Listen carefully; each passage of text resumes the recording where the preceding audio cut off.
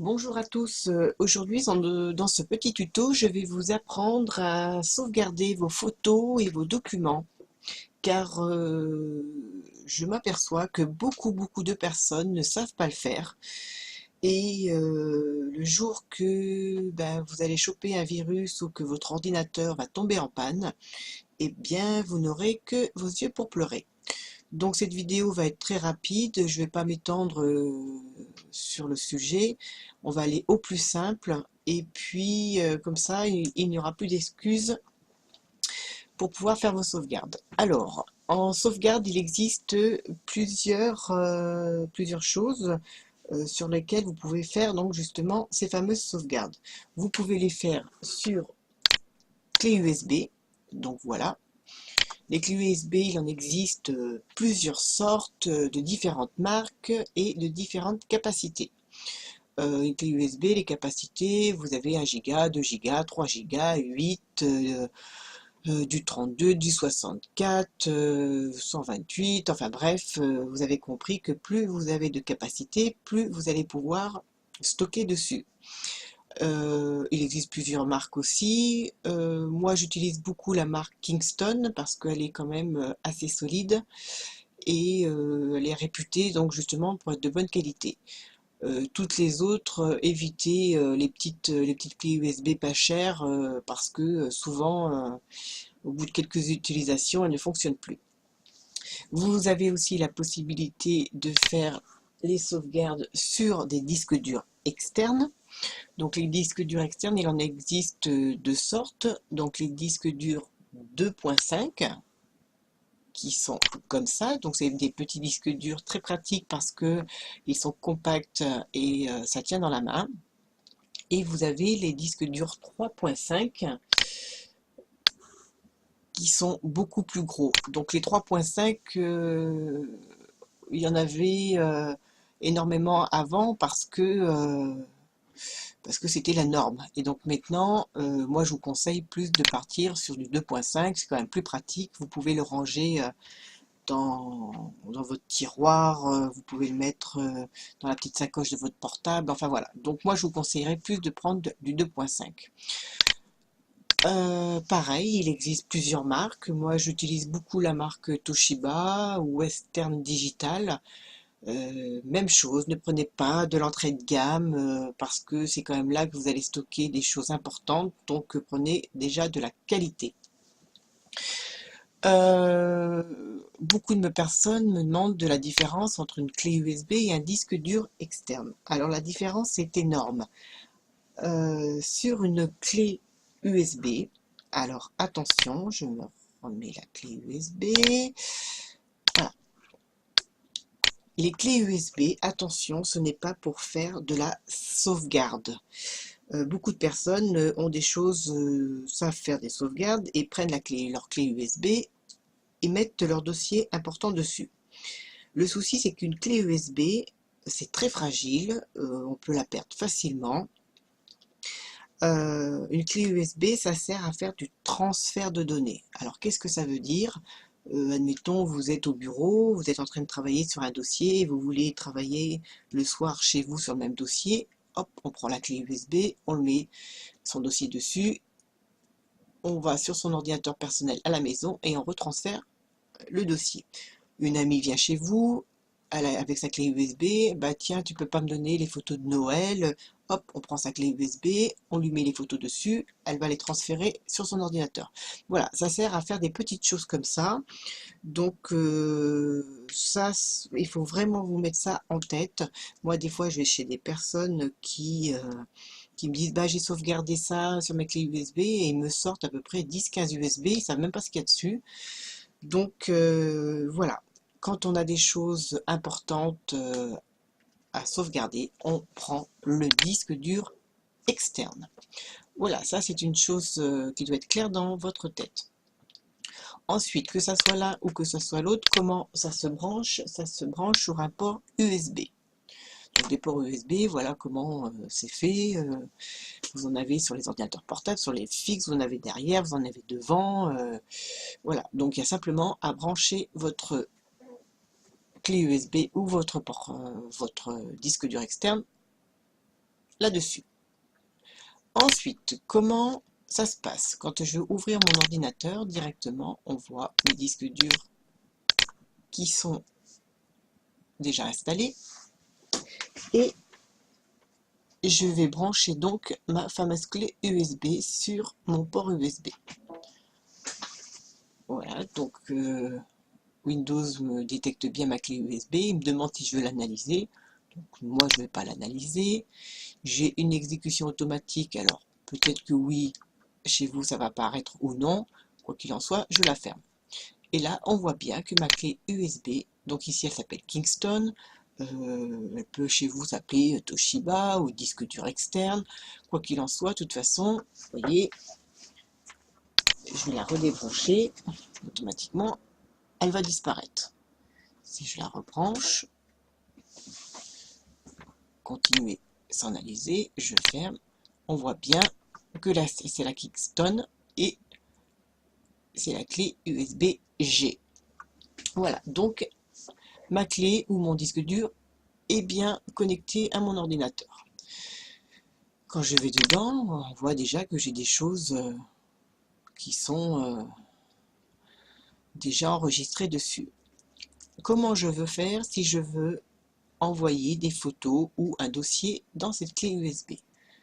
Donc déjà, il faut savoir où se trouve ce que vous voulez sauvegarder. Alors admettons, moi je veux aller dans mon dossier ordinateur. Voilà, je vais dans le G, je vais dans tout. Voilà, j'ai ce dossier-là. Je rentre dedans et je me dis que je veux sauvegarder cette photo. Et bien tout simplement, je me mets dessus, clic droit, envoyer vers, et là on voit bien que ma Kingston G apparaît. Je clique dessus. Si je vais dans mon ordinateur, dans ma clé USB, on voit bien que ma petite photo est bien mise dedans. Je retourne dans mon dossier. Admettons, finalement, je dis, ben non, je veux ces 3 photos. Alors, je ne vais pas faire une par une. Je prends celle-ci, j'appuie sur la touche contrôle de mon ordinateur, je laisse appuyer. Avec la souris, je sélectionne celle-ci, puis je veux celle-ci. Je veux ces 3-là. Je relâche contrôle, clic droit, envoyer vers ma clé USB. Donc là, il me dit, bah, dans ma clé USB, qu'il y a déjà un dossier qui s'appelle comme ça. Effectivement, tout à l'heure, cette photo, je l'ai déjà importée. Alors, soit je la copie et je remplace celle qui existe, soit bah, je la copie pas parce qu'il y est déjà, ou soit je la copie et finalement, il y aura 2 fois la même photo, sauf qu'il va la renommer numéro 2. Donc là, je vais faire copier et remplacer. Je vais aller dans mon ordinateur, dans mon Kingston, et on voit bien mes photos qui ont été importées. Ensuite, vous pouvez faire aussi des copier-coller. Alors moi, ce que je vous conseille, c'est que quand vous êtes dans votre clé USB ou disque dur externe, pour rentrer dedans, il faut créer des dossiers. Il faut bien ranger les choses. Donc, je vais faire un clic droit avec ma souris dans ma clé ou mon disque dur externe. Donc, je fais un clic droit où c'est blanc, pas sur un dossier. Et là, je fais nouveau dossier. Donc, on voit que c'est bleuté. Donc, ça veut dire si c'est bleuté, je peux écrire quelque chose. Je vais mettre dossier sauvegarde. Entrée.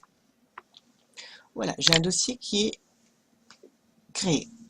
Et là, je me dis, mince, non, je voulais pas l'appeler comme ça. Ben, c'est très simple, je me mets dessus. Avec la souris, je fais clic droit et je fais renommer. Et là, on voit que je peux réécrire entrée. Voilà, donc là, j'ai créé un dossier dans ma clé USB ou mon disque dur externe.